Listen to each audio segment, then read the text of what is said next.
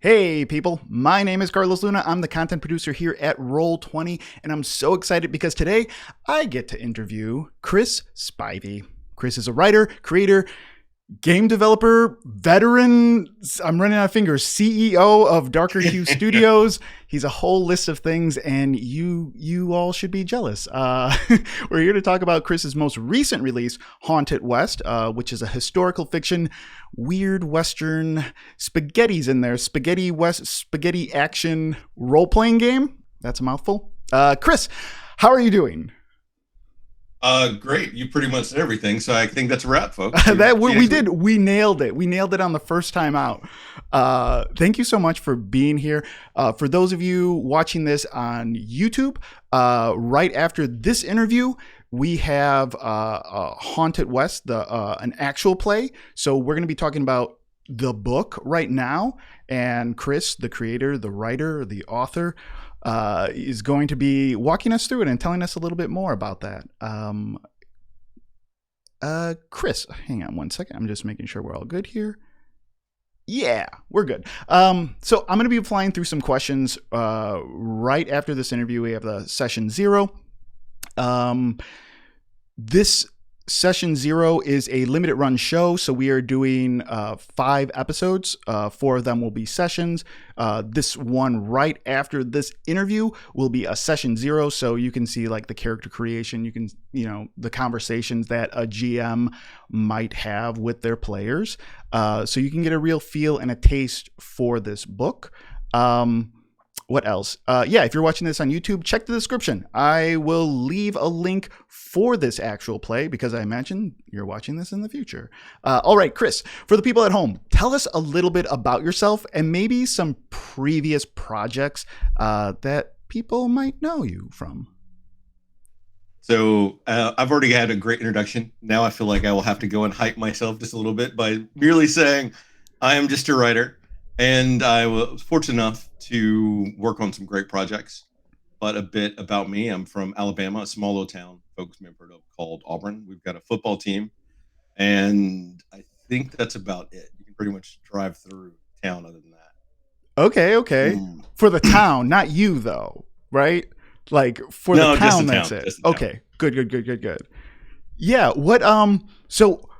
just a little bit about you, some projects that you've been on. Like I know there's one that sticks out in particular, Harlem Unbound, which how come you manage to find, like, when did that book come out?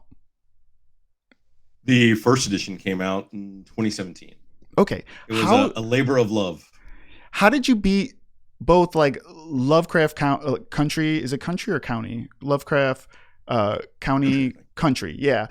With that book. And then this book, there's another Netflix show, all POC cowboy gangsters as well. The harder they fall. In the West. Yeah. The harder they fall. It's just like you like know what's about to hit in the zeitgeist, and you have prepared a book for the last like 3 years of your life to like match those releases. I think they're actually network executives that follow my Twitter account, and they wait for me to mention something cool, and they go, "That's it. We got to invest in that." And it's a race. It's a race. That's fantastic. If you can tell us a little bit about Haunted West. Tell us a little bit about this, how this came about. Was this some like a passion project you had in your head for a long time? Was this something that's just like it came out of nowhere? Like, tell us about it. So do you want me to sorry, do you want me to go more into Haunted West first, or would you like to hear about some Homebound creation or actually some of the other projects? Yeah, let's hear about those. Kind of joked our way through some of them. So let's hear about those other projects. So when I first started, I had the great fortune of sitting down with Robin Laws at Gen Con briefly, and I told him I have this great idea. I want to have more inclusion and diversity in gaming and some of my other thoughts. And Robin told me that is a great idea, but you shouldn't tell me that on the middle of the Gen Con floor. Here's my card. Call me after Gen Con. Yeah. And so then I got to have a call maybe a few weeks later with Robin, about an hour and a half. And he put me in touch with Pelgrane Press. And that's where I got to have my first piece of work published through Pelgrane, which was about this integrated CCC group that was encountering a mythos entity in Vermont. And the CCC was like the civilian corps during Roosevelt during the 30s. That's so you have you always integrated like history and historical stuff? Like that seems to be like your thing, right? I've grew up with a love of history. A lot of it came from reading books. Almost, geez, I think I started reading almost before could walk, is what my grandmother would always joke about. What? Well, I grew up in Alabama, and there wasn't a lot to do in Alabama, as I mentioned earlier. If you didn't like football, which I don't, well, I do now, just a smidge, because my wife's family loves the Eagles, so now I'm an Eagles fan whenever they play. Yeah, okay. But still like you're pretty young reading. Like that is I don't know if that's so much an Alabama thing as so much as just like somewhat with a disposition for literature. But that's awesome. Yeah. My first encounter with gaming was with the red box set, where a friend of mine went, and so we walked across town. I think we were like around 8 or 9, if that old, and we went to the store and we bought like the D&D red box set, and that was like my first encounter with gaming because we loved reading, so we figured we could make our own worlds and do all these other things. Wow. But unfortunately, when we opened the book, we saw all the characters in it. They didn't look like us. Yeah. They had elves and dwarves, but they were all very much just like white characters. Yeah, I know that very well. But so that kind of like started. So have you always wanted like what are some of your inspirations like in gaming? Stuff that like you're like, "Oh, I need to be making stuff like that. I need to be this is an archetype for me." So my real love of gaming probably hit when I was around 13 or 14, when I was at this estate sale. So an estate sale is when someone passes away and you have to like watch their house, and the next day people come and they sort of like take away their items to sell and everything else. But one of the things that we found, because there were 6 of us that were there, I found this book of Lovecraft at the time. And I sat down and I read through it at night in my sleeping bag with my flashlight, like all these horror stories about something that was greater and more encompassing than what I could understand. And it was a great moment to see and sense all that. At that time, as like a 13-year-old, I didn't understand all the baggage that was associated with Lovecraft. But the history and the horror and all the science fiction that sort of drew me to Call of Cthulhu. That's awesome. And that story in itself is very scary. The fact that you're just like, oh, I'm 13. You could see the camera panning in from an estate sale as you rifle through this person who passed away stuff. And you find this book that would like lead you on this path for the rest of your life. Like that's pretty cool.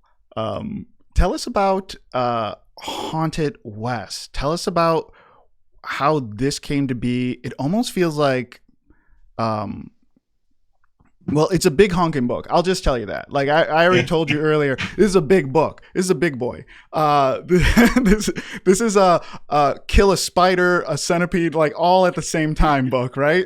Like, which I wanted something that could stop a bullet for people. If you're in the Old West, you got to worry about bullets, and now you've got a vest.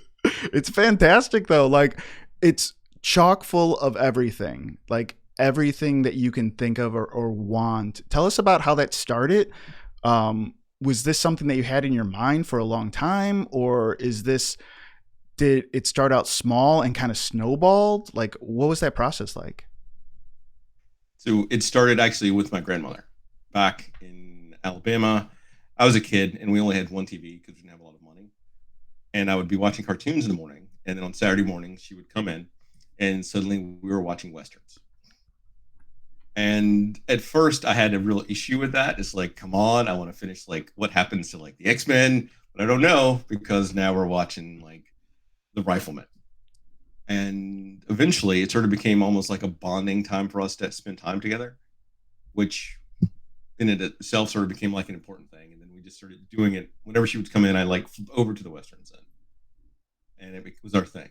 And as I got older, I would notice that again, there weren't people that looked like me in the Westerns, or if there were people that looked like me, they were frequently the butt of people's jokes, or they were very side characters, or they took the approach that people took when they don't want to talk about racism and things. They just don't include other people.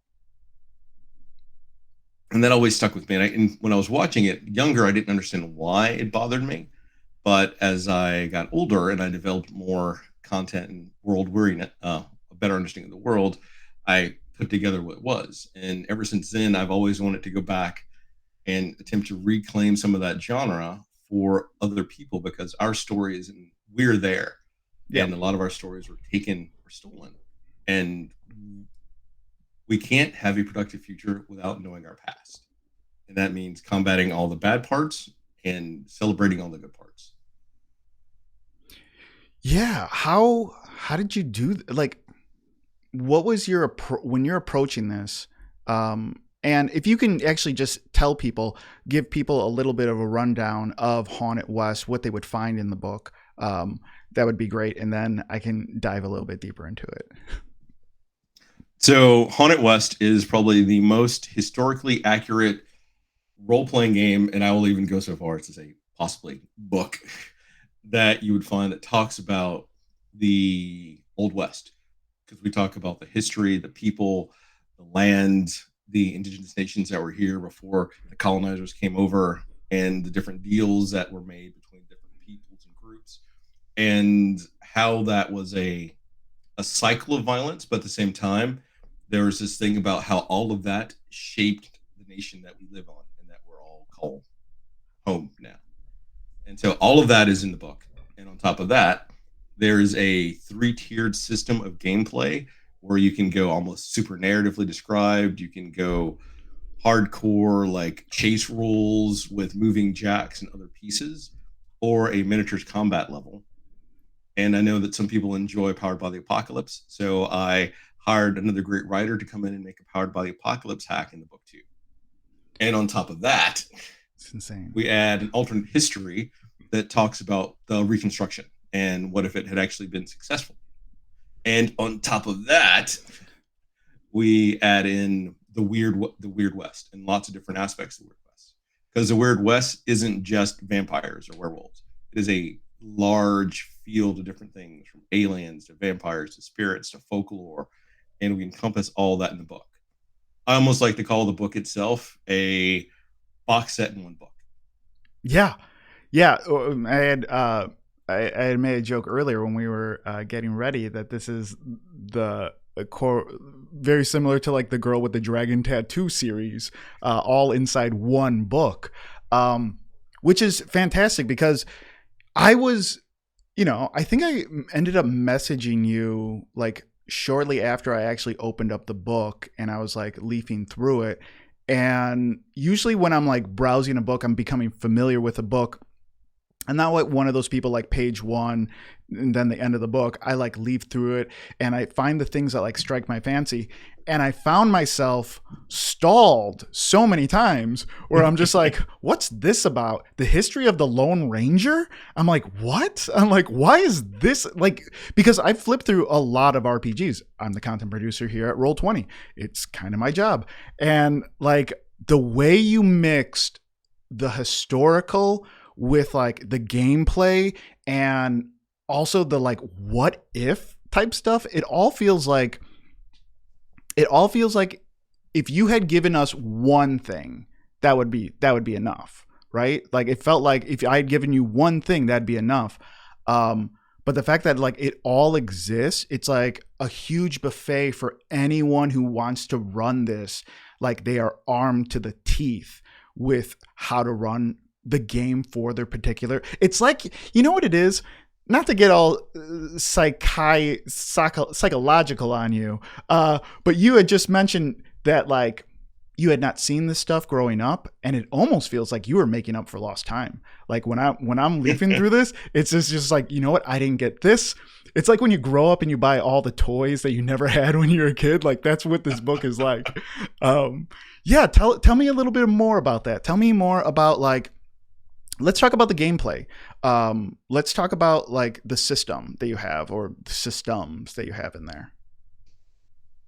So we broke it down to, if I remember now off the top of my head, we've got Deadlands, the Dead Man's Hand, which is very much the tabletop, the style that a lot of old school gamers are used to. It's almost like a D&D or Pathfinder-esque style because you've got different movements, you've got hex squares if you want to use those, you've got everything, really. I'm trying to think of a way to encapsulate it, but it has everything. It was a specific point because almost from the initial concept of the game, I had how I wanted the book to work for the history and everything else, but for the system mechanics themselves, I always envisioned a 3-tier play style for it because I wanted to provide people options because not everyone likes to play with a crunchy game style. I like crunch. So a lot of those, that's why that is presented as the main primary rule set for folks because that is the way that I play it normally. But the other rule sets are, I hate to toot our own horn, but elegantly built because I worked on them with some incredible designers and we made something that we're all really proud of. Even the Badlands, which is the miniature version, you use sort of like the stamina point stat, and that determines how many actions you can get. And you have to decide how many points you want to spend to be able to do different things. And all of them are powered by a D100. So like the D100 is the base roll throughout everything. It sort of links everything together. But then you go into different aspects and styles of that play. That's fantastic. I'm going to switch over to another view. So I'm going to flip through this book because I'm sure people are dying to see parts of it. So let's do that. Yeah, there we go. Awesome. The artwork, fantastic. We were talking about it earlier. Like some of these pieces are just like absolutely amazing. Like I love that this is such a beautiful piece and you're just like, oh, this is a full page. Like this is going to be an entire page on this book, full color. Yeah. What are some of your That was favorite? the other thing. Unlike Harlem Bound, which I loved and was my passion project that taught me how to make a book. It was primarily black and white with red accents. But for Haunted West, as we were telling a larger, fuller, more complex story, I wanted to present the West in full color. So we made it a full color book for everything. That is so interesting. Maybe that's something that like really sticks out in my head why I'm so impressed by it. Because when you like see the Old West, it's like almost everything that we've seen is like black and white, or it's like really muted colors. It's that sandstone and whatever. And like, this is the first time I'm seeing like bright green and red, and like obviously colors existed before, you know what I mean? Like, well, the funny part is it wasn't even back then. If you go for the historical aspect of it, there were bright colors that were worn a lot of the time and all these other great things that people have just sort of pushed to the side to stick with this one like very narrowed view of what it should be. And we didn't want to present that. We wanted to present like the full picture of what it was. I want to give, and one of the reasons it was so important for me to have the book be how it is I want to give hooks for other designers and other people to read about it, to engage with it, and to then give them jumping off points to go make their own stuff. Because the hardest part of the book, well, one of the hardest parts, is that trying to find all of these people and all of these stories with no points of reference. Because if you go back and look at other stuff, they don't talk about these people. So there aren't stories written about them. So that narrows, you say, from like a 100 points, you're starting at a pool of 50 points. And then you have to take into account the time that everything was written, and a lot of the stories weren't told. So your pool of 50 then becomes a pool of 25. And you're trying to fish in that to find all these things and get more detail and make it as accurate as possible. Wow. Yeah, I hadn't thought of that. That makes complete sense, because I'm like, a lot of times we hear a lot of the same stories, you know, and even of those same stories, like how many of them feature people of color, right? How many of them are immigrant stories, or, you know, Native American stories, or, you know, so many different types of people have existed, and there's so little like representation in those areas. So yeah, that's another huge feat then. So like, you're like, I'm going to find it and I'm going to put it in there, and you know what? This is interesting. So I'm actually going to give it its own page, and we're going to talk about it. And it might not, you know, might not have anything to do with combat or whatever, but like, I love those sections that you have in this book.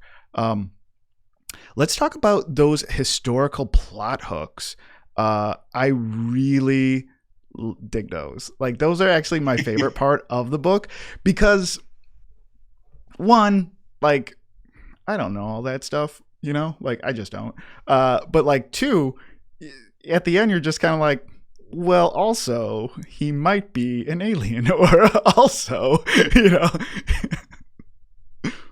Well, one of the ways to help people engage with material is that you give them something to work with. Like, it is great if you get a book with a lot of history, but if it's not engaging, you're less inclined to use it. But if it's engaging, and on top of that, you could build in your entire scenario around this paragraph. Go. Yeah. And like right there you go, oh my gosh, I don't really need anything else but like this and to know one rule, and I can run an entire game.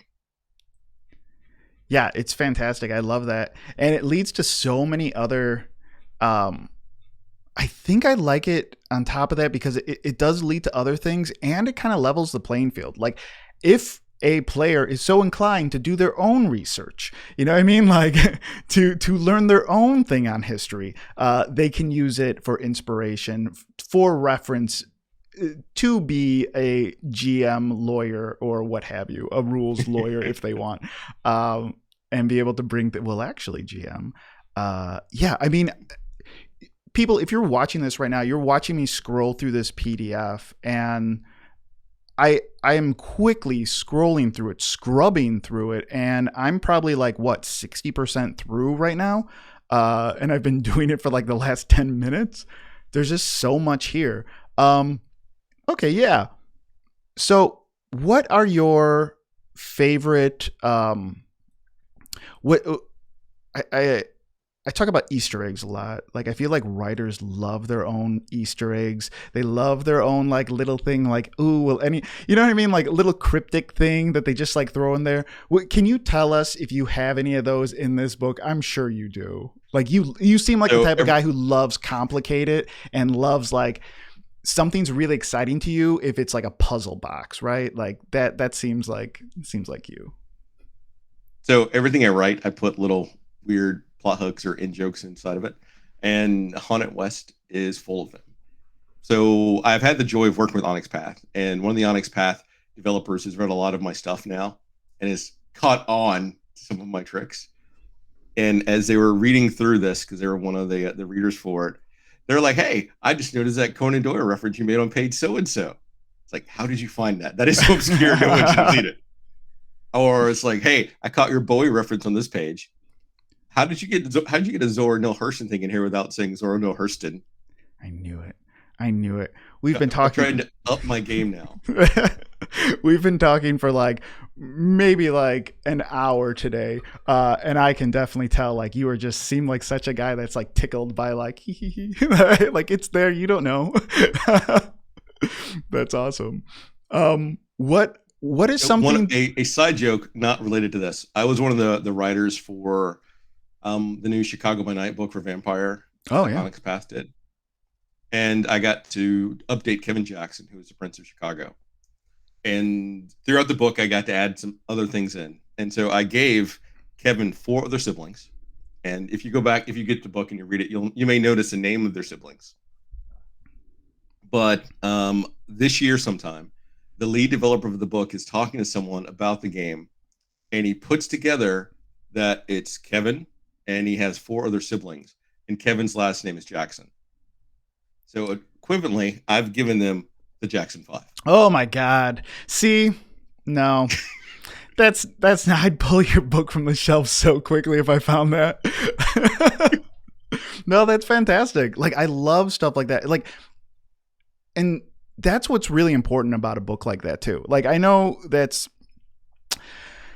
not like, it doesn't take itself super seriously, right? Like, let's talk about that. How did you, this material, right? Like, how do you both give it a voice, give it the respect it deserves, right? Give this history the respect it actually deserves, because you're shining a light on it for the first time.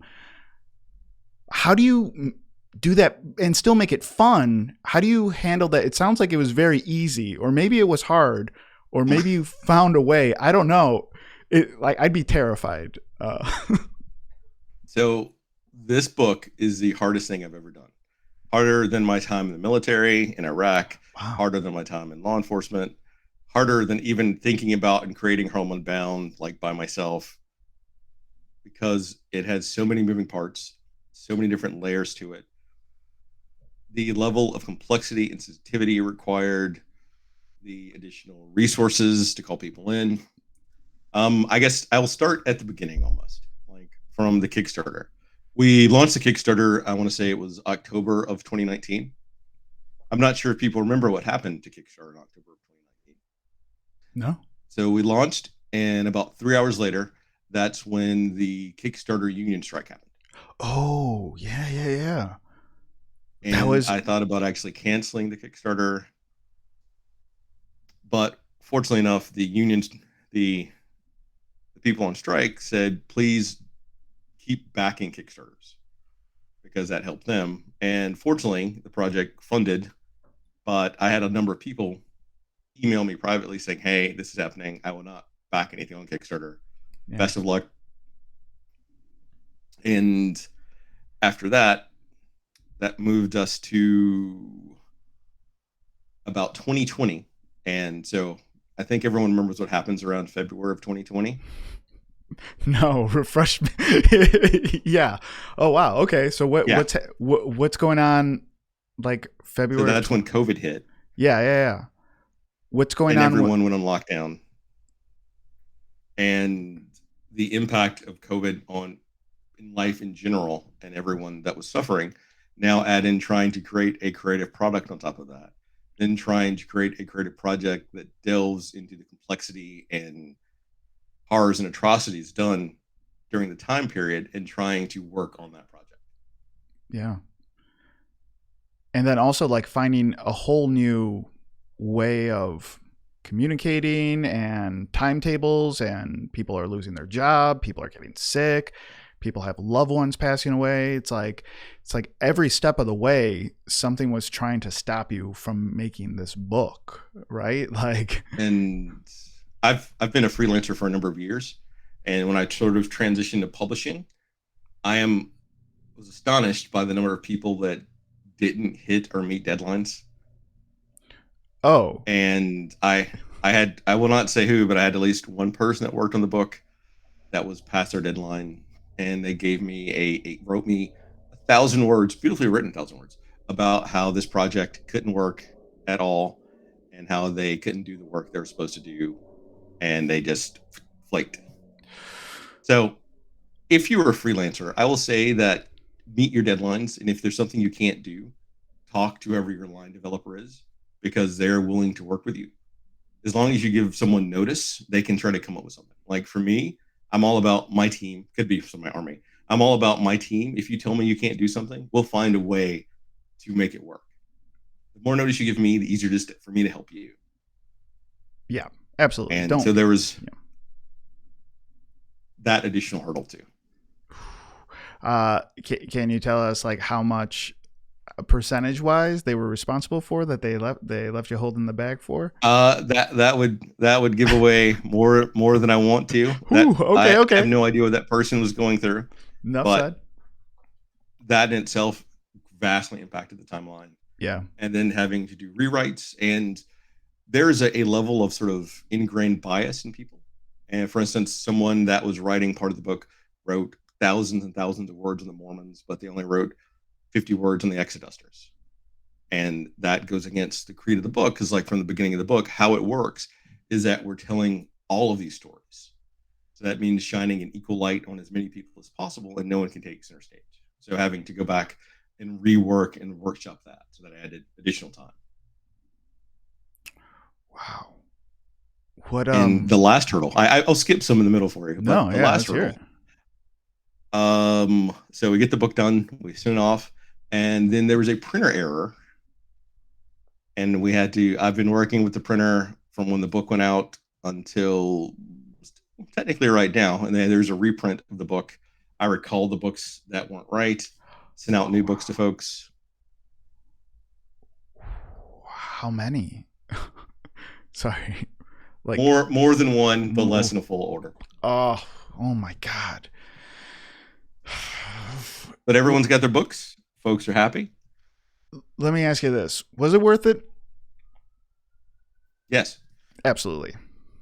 I mean, it totally sucks, but yeah. I think this book is incredibly important. I think what it can do, if people want to engage with it, is going to be, it would help change how people interact with history. And that is utterly important. And it needed to exist.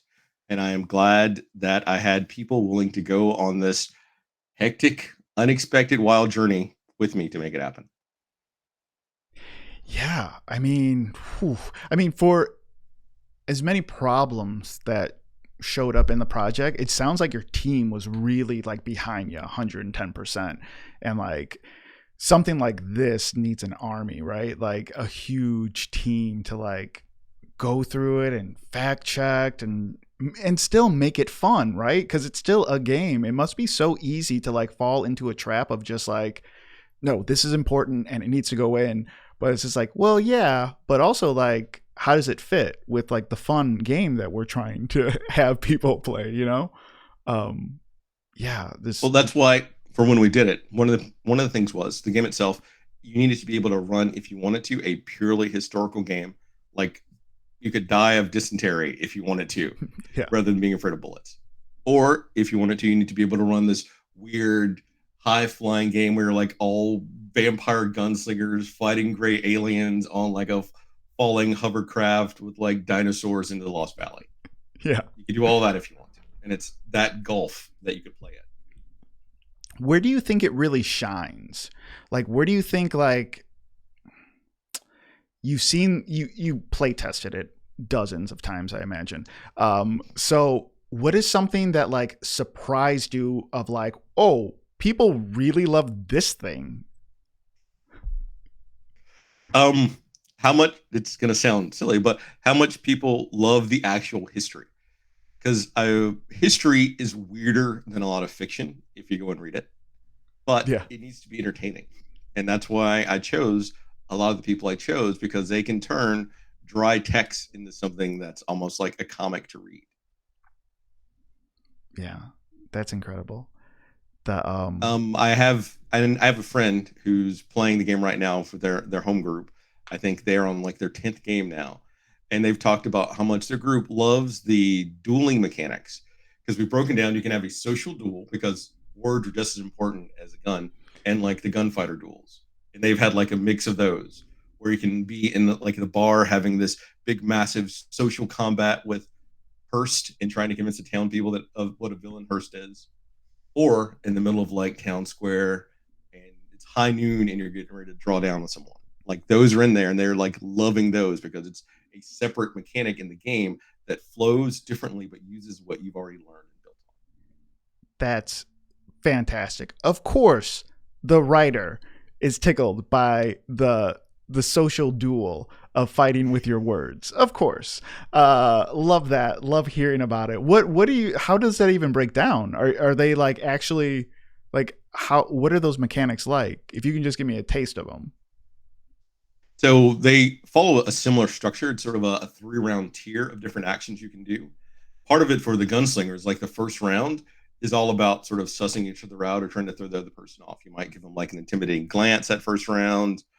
You might try to like make up some sort of perception thing to find out something about their gun. It'll give you a bonus for the next round. And then it's a lot of flashy showing off before you get down to the draw. Like the drawing is the last part. That is almost the most least interesting part of the entire dance. Oh, really? I would have thought the exact opposite of that, actually. So when you draw and shoot, you know who wins, but that makes sense. You're shooting. You're not like doing the posture in. You're not being all cool, like tipping the hat down, doing this certain little hand move how Doc Holliday does. None of that stuff. The drum roll. That's the best part. The drum roll. Cool. Yeah. Like what? So when you are we talked a little bit about this when we were setting up for this interview. Looking for this information and research, right, must have led you to a bunch of places. To like I'm sure you started with Google, but like I'm sure it went down a huge rabbit holes of museums and like books and Dewey Decimal Systems and whatnot. How far did you go in the research? Like where did it take you? Always. I know it sounds silly, but people should always start with Wikipedia. Okay. Now, Yeah. the facts in Wikipedia take what you want for accuracy, Yeah. but it gives you a taste, and it also usually includes a lot of links that you can click on, and those links will send you to other sources. So, like, that's a solid base to give you something to work with, and from there, you can contact museums, historical societies, anything that's dealing with that topic, because a lot of times the researchers or historians are just happy to talk with you for maybe 5 or 15 minutes about something, because this is something they probably love, and it's not like they get a chance a lot just to talk to someone interested in either writing about this thing or blogging or like doing something with it, and it lets them become sort of part of that process. And I know, for instance, when I was writing for Pilgrim Press, when I was trying to figure out where Vermont, I had this idea of what a camp should look like, but I contacted this Vermont Historical Society, and they sent me this massive, like, 18-page map of the camp that I could unfurl for free just because I was asking them something, and they never get people that call them. Is it like a And that copy, was like a incredibly cool. photocopy? They didn't send you like, oh, okay. I Yeah, was about to say photocopy. this. Okay, good. Just because you And for Haunted asked. West, yeah. Wow. And for Haunted West, I talked to the African American History Museum that's in DC, and from them, they sent me these great, like the photo right there, I Yeah. think came from the African American History Museum. Oh man, And all they wanted was 2 copies of the book, and when it was published, so they could have it for their records. that's so cool. And they sent me 100 photos, I think. Oh my god. Yeah. I've got enough material for 2 to 6 more books right now. It's just a matter of time. Yeah. This is yeah, that's amazing. Like when you think about people like connecting the gaming world and this historical world, like very similar collectors of knowledge and stats and like setting and lore, the very very much kindred spirits, right? Of like, There's a shared passion. yeah, exactly, right. I'm sure there's so much crossover when it comes to it. Like I'm just amazed at like this timeline is amazing. You know what I mean? Like there's so many parts of this book that you can just scroll through. And by the way, like I have been, again, like we're checking back in on Carlos's scroll, and I probably have a good like 25% more left of this book that I've been scrubbing through. Yeah, when you look at this stuff, like this is one of my favorite sections that I had mentioned, the historical folks. You have a list of them, and you give a brief history and then some plot hooks in there. And I don't know why this tickles me so much. Like this is just like, I guess it has that I have a Bill and Ted affinity, and it's just like, what happens if we pull them out, if one thing changed, yeah. That's what I built the entire alternate history timeline on. Yeah. What is your I changed one small thing. Give me two mind-blowing facts that you think everyone should know, and it's in the book that you found, and you're just like, this blew my mind. Like, I'm not the same person after this. Thaddeus Stevens is a badass. Okay. The America, even with all of his problems, if not for Thaddeus Stevens, would be worse than it is right now. And there's so many. It's like,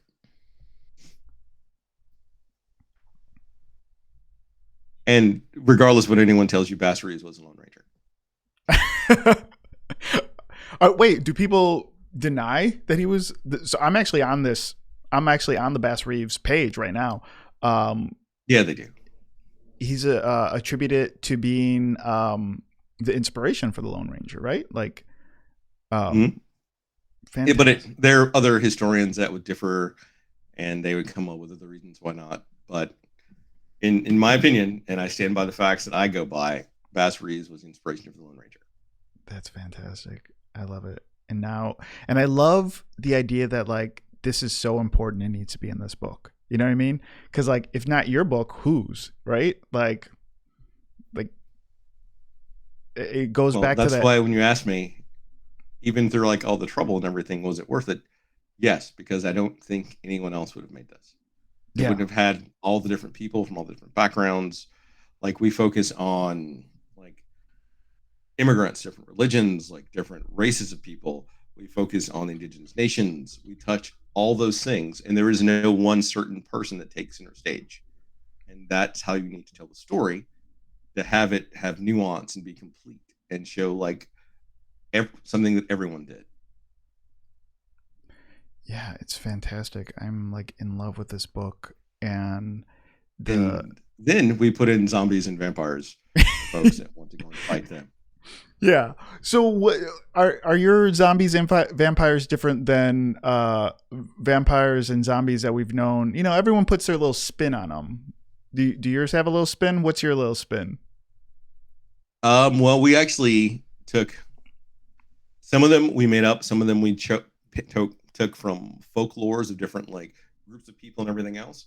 So it has a weird sort of mix that we like, much like all the people we touch on, like all the different folklores and imaginings for it. So we have everything from like greys to different variants of vampires from Africa to like different ghosts from China and Ireland. It's all in there because when people come from anywhere or here, they bring their own stories, and their stories are changed by the people they encounter. Like even at the start of the book, we talk about the origin of country music, how people say country music is actually ends up being a mix of African, indigenous nations, and some different other immigrants that came here and combining all those things. And that's how it became what it was. Fantastic. Love it. I love how you find a way to find the common thread in both history and like, you know, lore that we might be used to in mainstream media.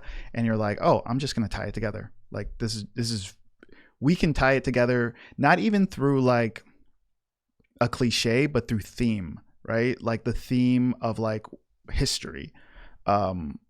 Which again, man, like I know you love the complex. Like I know you love like this affects this and affects that, like that complicated sequence. I love it. What's something that like you wish you had more time to do on this book? Like this is an opus, right? Like this is huge. And I imagine like any artist, nothing is complete. So what is something that you're like, man, I wish if deadlines were a thing, I was going to live forever. Like this is what I would have added. Well, the joy of this is this isn't the last part. This is like the opening salvo of a Haunted West line. Ooh. That's why there are, I think, 4 or 5 bag of nails, a balladeer kit, and I mentioned I have enough material to make 2 to 6 other books. I've got rough outlines for those. It's just a matter of when I find time to actually do it. And I mentioned a lot of cut content. I've got a bunch of cut content that can also be put into those books. If you look at the outlaw section for this, that was originally, I think, like 10 or 15,000 words. And in the book, it's maybe 5. Oh, wow. Wow. And I cut out another 5 or 10,000 words from historical folks. I cut locations. I cut some of the creatures and everything else in the book. I've got other magics that I didn't include in the book. So anything that gets released for Haunted West will be, how would you even describe that type of book then? Like it's a module, it's an adventure, it's Supplement. a supplement, like altogether, like an altogether supplement. Yeah, for sure. But like I could make an outlaw supplement. Yeah. Or I can make a campaign book. That's fantastic. And it sounds like that's exactly what you're planning to do as well, right?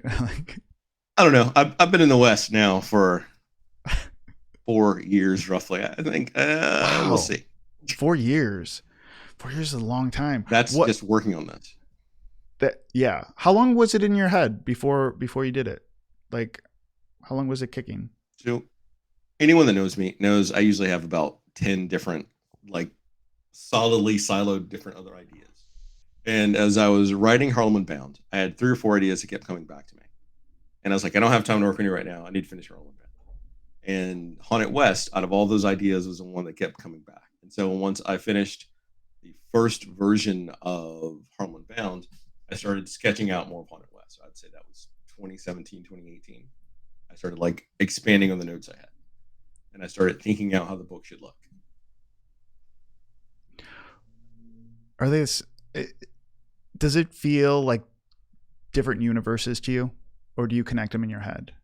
Like, they're different universes. Like Harlem Unbound, I consider the Harlem universe. It's sort of like my own MCU that I will go back to because I'm having an itch to go back to it to do some more. Because I've got this campaign idea for Harlem Unbound that would almost potentially rival, like for folks that know Call of Cthulhu, a Master and Roll20. It's like the size of it. So I need to find the time to write it, but it's in my brain, and I've sort of sketched out more notes for it. And I keep slowly coming back and working on it, but I'm bouncing between that and some other things. Fantastic. I love it. I love it. I think we're creeping up on time here. If you are just tuning in for the actual play, we've been having a very nice conversation with the creator of Haunted West, Chris Spivey.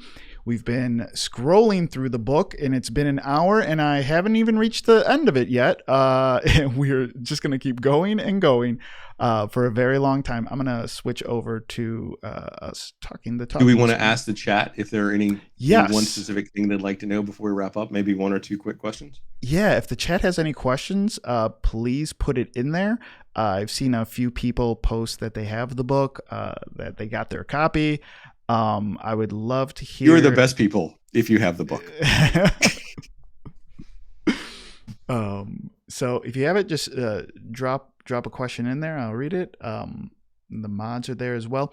If you are watching this on YouTube, I'm putting a link. Where can people purchase the physical copy of the book?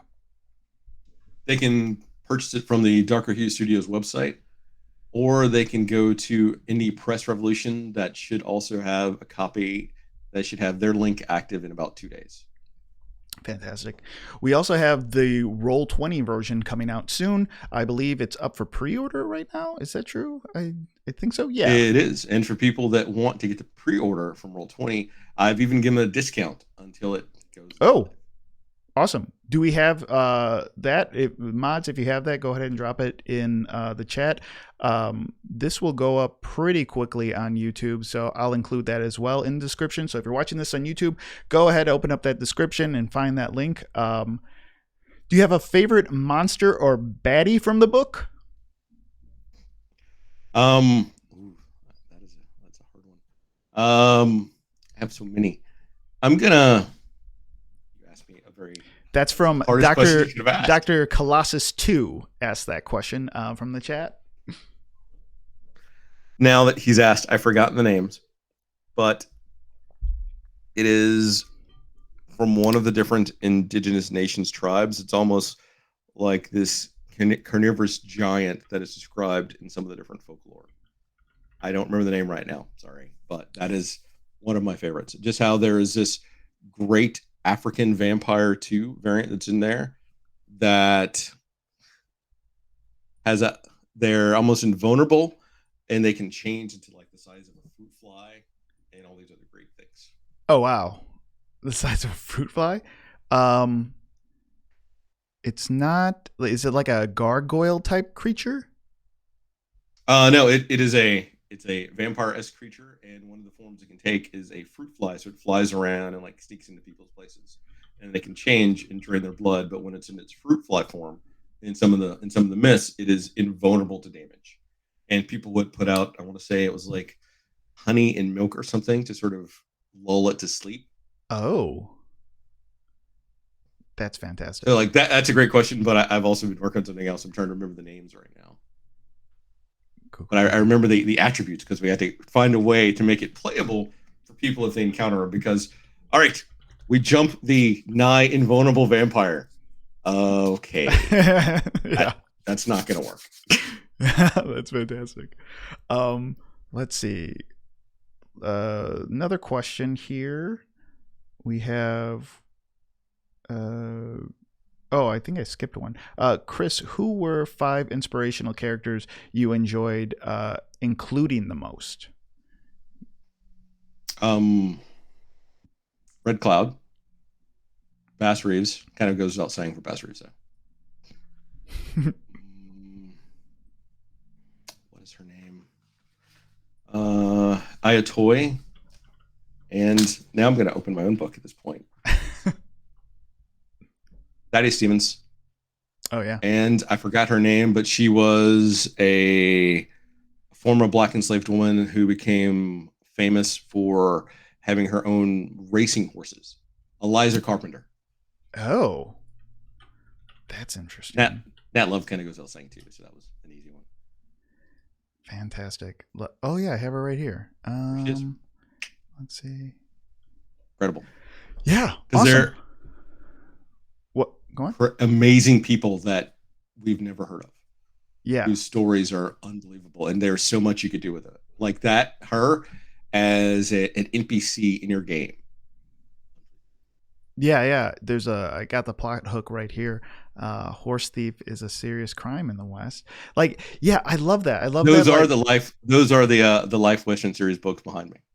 Yeah, I went out of my way to collect them before I really got into all the writing. Oh wow. Yeah, it's really amazing. I love reading the history of it because you read the history and then you apply the plot hook, right? It's like actually doing something with the thing you learned and you can play with it right away, like right out of the box. Yeah, you know what? We are actually out of time. There is a actual play of this very game coming up right next. It's going to be fantastic. Chris, thank you so much. Thank you so much for stopping by, for sharing with us, for giving us insight into this book. I'm super excited for it. I know a lot of people watching this. This will be up on YouTube. People will be searching for it. They get an inside track into what happened, how this developed like over many, many years. And like, it's fantastic to see it out.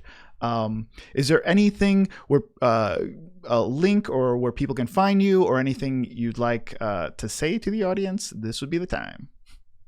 I appreciate you doing this. I appreciate everyone for taking time to come out, everyone that's bought the book, everyone that's given me support throughout the entire project. If people want to find me, you can find me at Darker_Hue on Twitter.